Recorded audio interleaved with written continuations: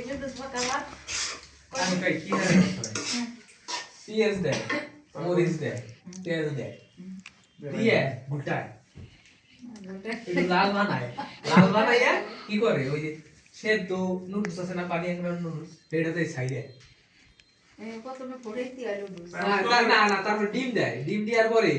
ওই ডিম এমন দিয়ে ভাঙিয়ে শুই দেয় হিয়ের ভিতর দিতে এই এই কি কমার তাহলে এই দিছি টমেটো দিছি এক প্লেট সে কটা কো টমেটো শসা তো সবাই দেয় টমেটো কটা কো